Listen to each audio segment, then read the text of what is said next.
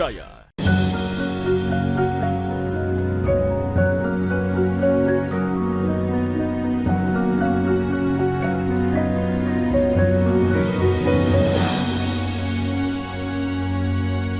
Bismillahirrahmanirrahim. Assalamualaikum warahmatullahi wabarakatuh. Alhamdulillah, tsumma alhamdulillah.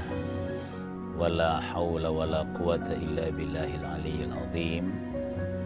Allahumma salli ala sayyidina wa maulana Muhammadin nabiyil ummi alladhi wulida wa bu'itha bi Makkah. Summa hajar wa mata wa dufina bil Madinah wa ala alihi wa sahbihi ajma'in. Alhamdulillah pemirsa sekalian, kita bersyukur kehadirat Allah Subhanahu wa taala, sehat walafiat. Semoga nikmat sehat pagi ini membuat kita lebih mudah menjalani ibadah kita yang bentuknya kerja sesuai profesi dan bernilai ibadah di sisi Allah. Amin. Pemirsa sekalian,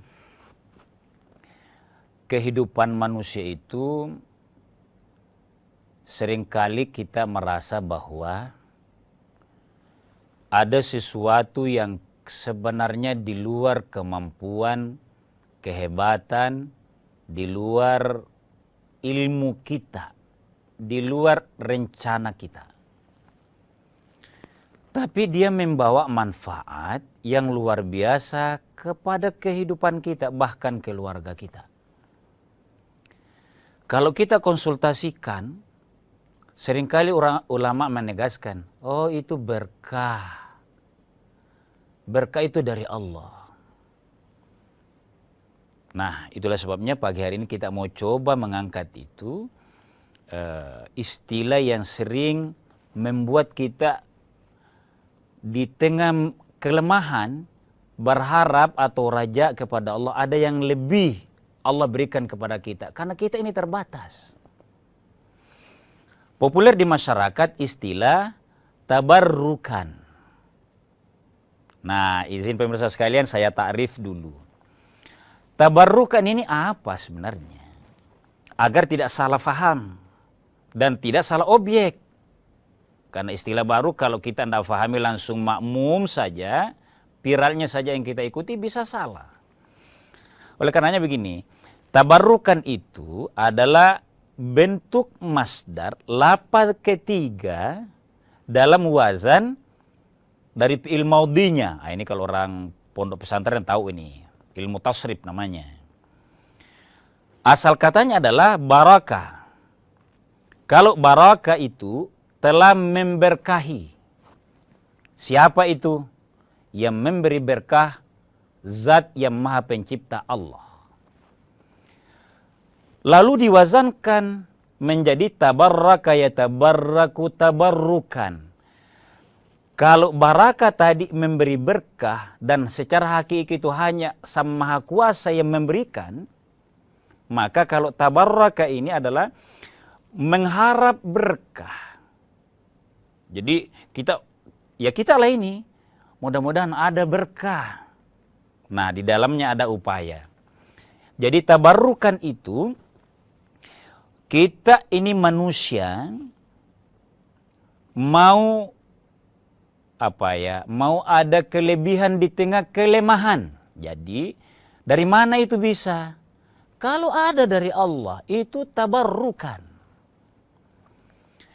Sekarang, apa sih itu berkah? Karena tabarraka ya tabarraku tabarrukan itu melahirkan wazan barkatun. Ditulis Indonesia berkah. Itu juga isim masdar. Berkah itu adalah ziyadatul khairi. Ayo kita sama-sama paham ini. Kalau orang katakan berkah, mudah-mudahan kehidupan Anda berkah. Mudah-mudahan terima kasih Anda doakan kami. Mudah-mudahan hidup kami berkah. Sama juga saya doakan ke kita. Jangan hanya mau didoakan. Jangan pernah ada doa ke kita yang kita tidak balas.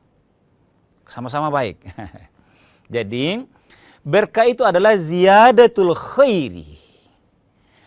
Kalau ada sedikit kebaikan, apa itu sedikit kebaikan? Tapi dia modal. Ada niat mau berkah dari Allah. Bertambah, kalau itu berkah, maka minimal kebaikan itu tetap. Tapi karena berharap kepada Allah, berkah apapun. Kebaikan itu ya dari Allah itu ya kesehatan, ingatan, memori kita yang baik, bisa membedakan nama-nama, itu semua berkah dari Allah itu. Ziyadatul khairi. Nah, bagaimana datangnya berkah pemirsa sekalian? Sebelum kita klasifikasikan berkah-berkah itu, Allah tegaskan begini, ada kuncinya. Ada kuncinya. Pada saat Allah berfirman, walau anna ahlal qura, sekiranya kita ini penduduk negeri, qura itu desa, kampung, amanu wattaqau, beriman, teratur hidupnya karena percaya kepada Allah, wattaqau, makin mendekatkan diri kepada Allah, menghindari yang dilarang oleh Allah, takwa itu. La fatahna alaihim, pasti kata Allah, saya akan bukakan kepada mereka. Fatahna itu buka, Allah yang jamin. Masya Allah. Barakatin, berkah, kebaikan-kebaikan yang kita lemah menggapainya. Berapa sih kehebatan kita? Hebat karena kita berilmu? Hebat karena kita kuat? Siapa bilang? Itu hanya perasaan. Satu kali Allah mau hilangkan itu ilmu, ingatan tidak baik, Masya Allah. Itu dari Allah. Berkah Allah bukakan. Kita lanjutkan setelah jeda sejenak.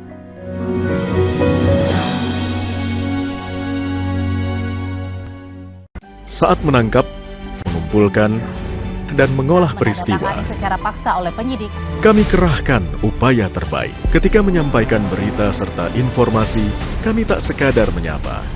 Ada referensi, aspirasi, juga inspirasi yang menjadi misi. Sapa Indonesia di Kompas TV.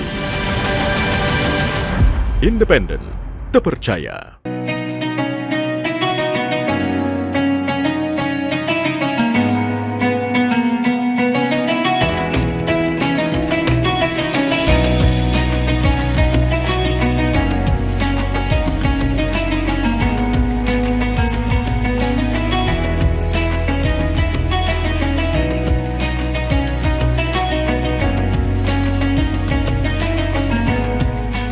Assalamualaikum warahmatullahi wabarakatuh. Setelah menjalankan ibadah puasa selama bulan Ramadan, kita sambut hari yang suci dengan penuh kebahagiaan. Mari rayakan kebersamaan di hati. Eratkan silaturahmi di hari yang fitri. Selamat Idul Fitri 1445 Hijriah. Minal aizin wal faizin. Mohon maaf lahir dan batin. Wassalamualaikum warahmatullahi wabarakatuh. Informasi terkini dari segala lini Pan Berita Utama akan menyajikan sejumlah informasi menarik yang paling mengundang atensi. Kami kompilasi berita pilihan yang sudah kami siapkan untuk Anda dan jadikan referensi utama untuk Anda. dan Anda tetap bersama kami. Terima kasih. Sampai jumpa. Berita utama ikuti pada jam-jam berikut. Live di Kompas TV.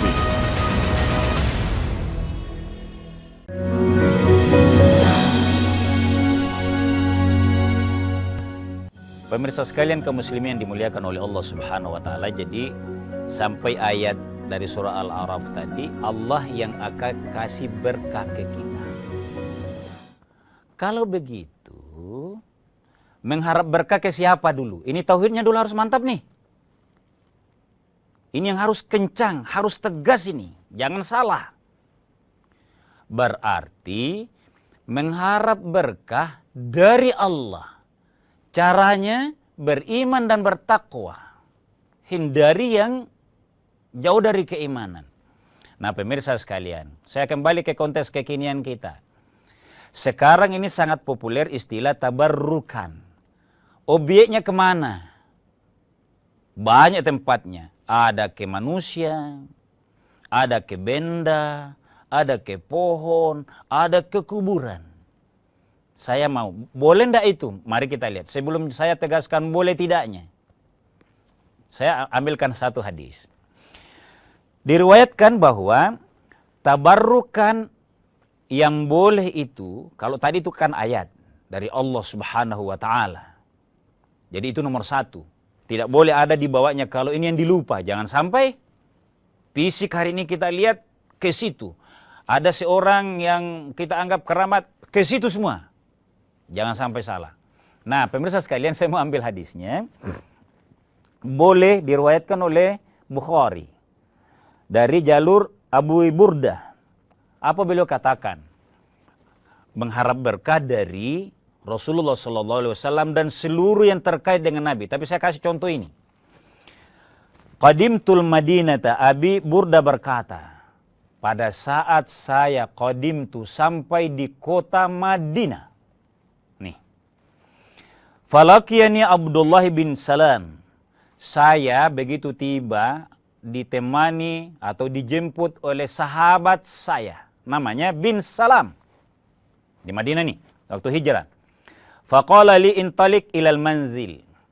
Wahai sahabatku Abu Burda, ayo sama-sama ke rumah. Saya ta'zim hari ini, saya muliakan Anda hari ini. Tamu kehormatan khusus saya pada hari ini. Saya akan pauskika fi qadahin syariba fihi Rasulullah sallallahu alaihi wasallam. Saya akan kasih minum Anda di rumah saya pada tempat yang pernah dipakai minum Rasulullah.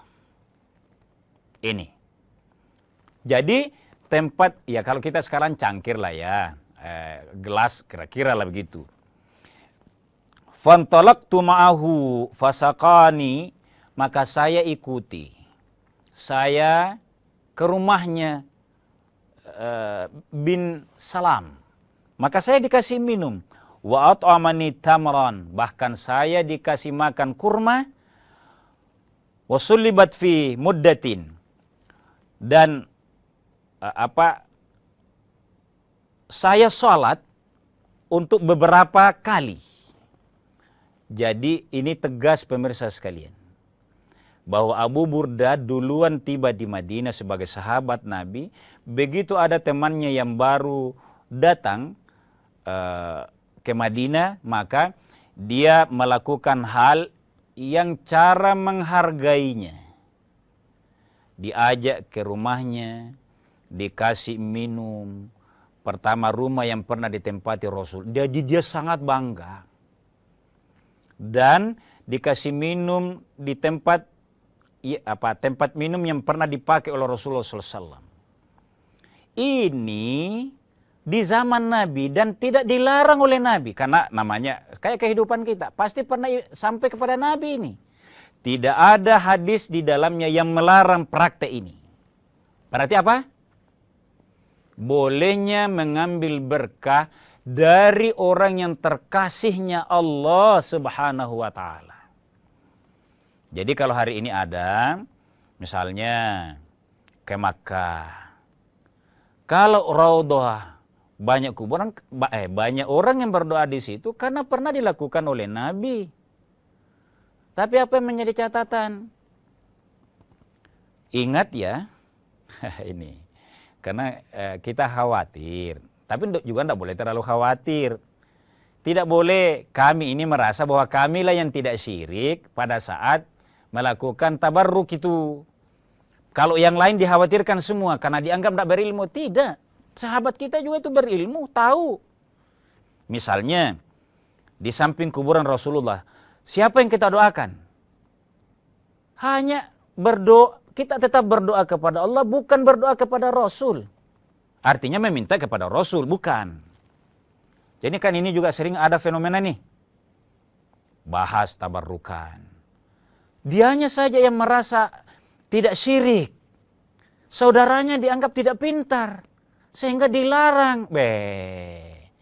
Pegang, mencium pagar kubur Rasulullah, dia larang semuanya. Kenapa?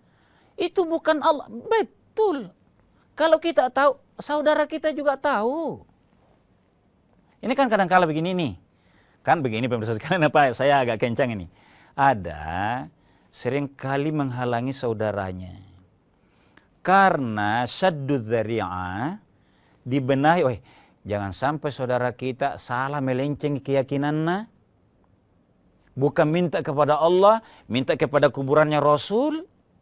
Apalagi kalau kuburan di daerah di luar Rasul, itu lebih makin dikhawatirkan. Tapi jangan ponis saudara kita melakukan hal kesyirikan, karena boleh juga dia tahu. Misalnya dalam negeri, ada ulama-ulama yang memang karamah. Diakui oleh sesamanya ulama. Murni. Orang ke situ berdoa. Bahwa kita khawatir, ya ayo dalam bentuk pencerahan. Mungkin pengajian, peringatan yang ringan. Tapi jangan juga merasa menjadi semuanya salah saudara kita itu. Padahal boleh jadi kitanya yang harus belajar. Ini juga sebuah adab sebenarnya.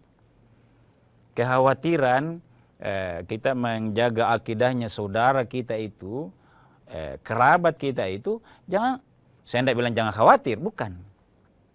Ayo sama-sama belajar agar terhindar dari praktek syirik. Karena di tempat manapun, kalau termasuk di Makkah, kalau merasa memintanya kepada selain Allah, bukan ini hanya sebagai tempat, sebagai sarana yang pernah menjadi napak tilas Nabi, memang salah. Kalau keyakinannya, ini memang tempat ini memang kubur ini memang, itu memang siapapun itu yakin salah. Karena yang menghadirkan dan mendatangkan keberkahan itu hanya Allah Subhanahu wa Ta'ala. Ini yang pertama pemirsa sekalian. Jadi bolehnya. Yang kedua, kita masuk ke dalam kehidupan Rasulullah SAW. Setelah berkah kita hanya kepada Allah, melakukannya apa yang menjadi dari Nabi SAW, ada lagi nih. Saya mau baca nih. Asma binti Abu Bakar. Siapa itu Asma? Anak Abu Bakar. Karena Rasulullah SAW itu ada dua sahabatnya yang jadi mertuanya. Satu, Abu Bakar, namanya Asma. Kemudian Hafsah, namanya bapaknya Umar bin Khattab. Sementara dua sahabatnya lagi menjadi menantunya. Utsman bin Affan mengawini Ummu Kalsum dan Ruqayyah. Sementara Ali bin Abi Thalib mengawini Fatimah. Jadi saya akan lanjutkan, ada hadisnya yang disampaikan oleh Asma, praktek tabarrukan yang boleh dalam agama. Kita ungkap setelah jeda sejenak.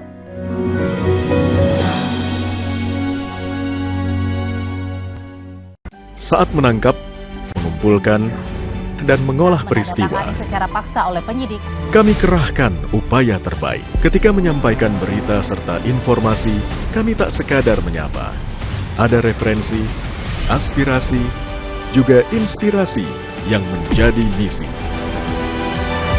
Sapa Indonesia di Kompas TV. Independen, terpercaya.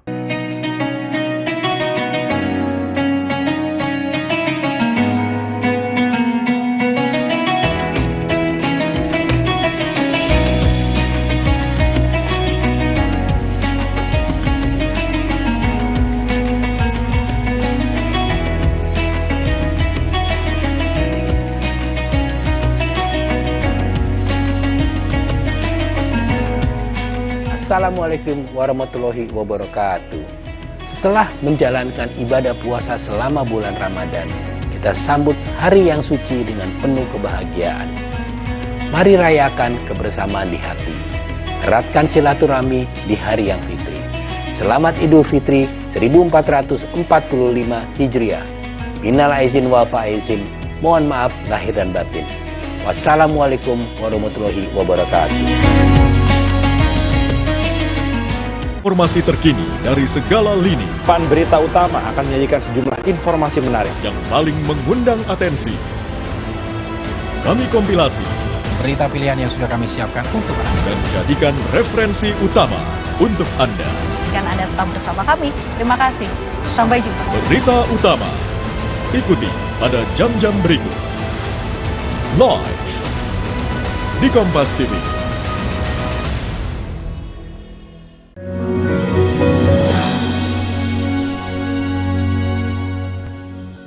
Pemirsa sekalian kaum muslimin yang insya Allah dimuliakan oleh Allah Subhanahu wa Ta'ala, kehidupan kita yang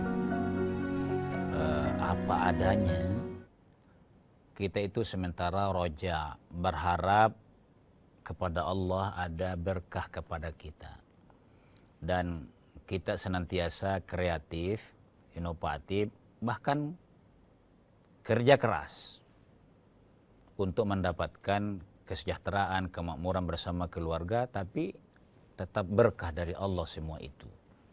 Nah, tentang tabarukan ini, mengharap berkah ini, saya mau tambah ilustrasinya. Diriwayatkan oleh Muslim, dalam Sahih Muslim, dan juga dalam kitabnya Abu Dawud, bahwa Asma binti Abu Bakar qalat, dia berkata,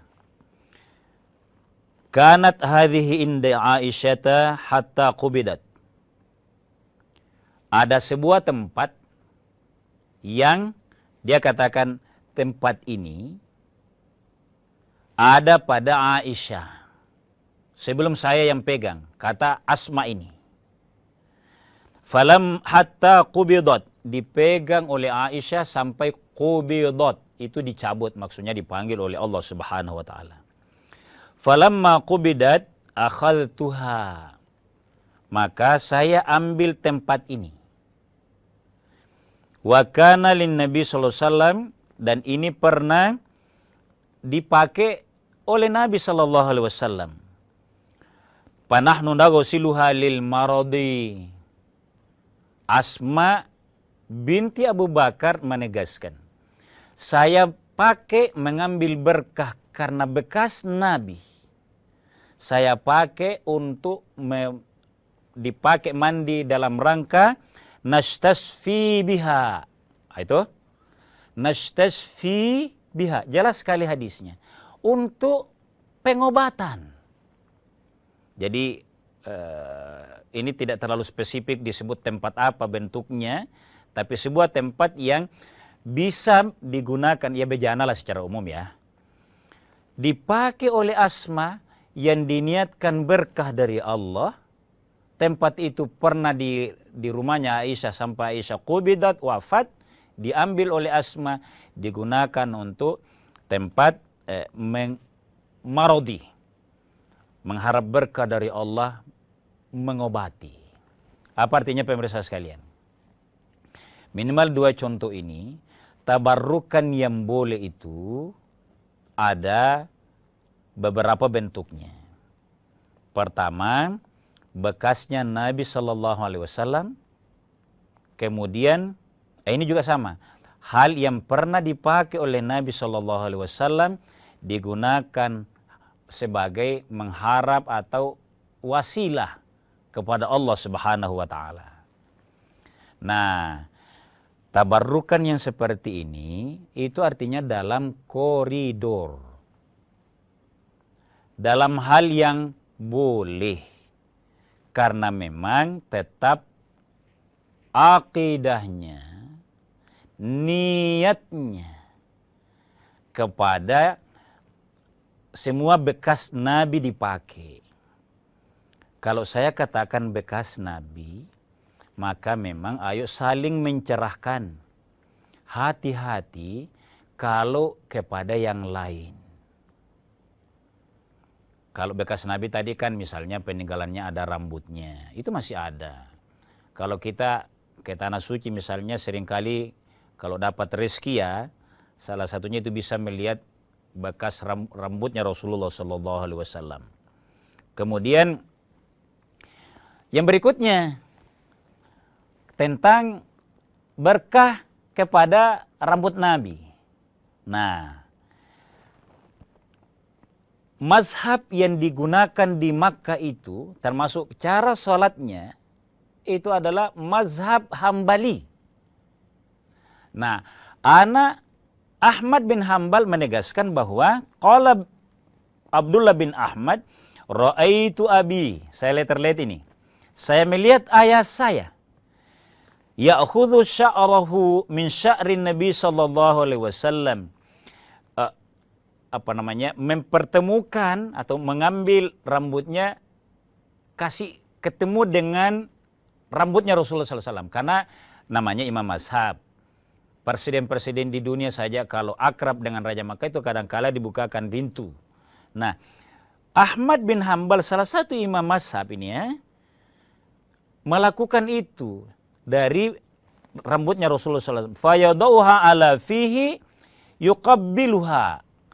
Rambut Nabi. Nah itu. Rambut Nabi yadauha ala fihi. Saya tunjuk ini. Fihi itu mulutnya. Fih. Jadi yuqabbiluha, bahkan ia kasih masuk. Dia tidak bilang makannya, pasti tidak dimakan. Nah, ini juga hati-hati. Jangan sampai ada seperti ini langsung dikategorikan syirik. Padahal pernah deh. Siapa yang berani bilang bahwa Ahmad bin Hambal akidahnya lemah sehingga terlalu mengandalkan rambutnya Rasulullah SAW. Nah, dia yang lakukan. Qala Abdullah bin Ahmad, anaknya Imam Ahmad yang di Makkah, pemirsa sekalian. Sebagai catatan pemirsa sekalian bahwa apa yang populer di kita, tabarrukan itu mengambil berkah, harus sekali lagi harus saling tercerahkan. Yang pasti akidah dari Allah yang bisa membawa berkah, bukan yang lain. Tapi wasilahnya atau sarananya kita sebutkan tadi. Oleh riwayat Bukhari, bekas minumnya, bekas sholatnya Nabi dan tidak ditegur oleh Nabi pada saat Abu Burdah menggunakan itu. Yang kedua, Asma binti Abu Bakar menggunakan bejana yang bekas Nabi SAW dijadikan pengobatan, sarana mandi dan menjadikan pengobatan.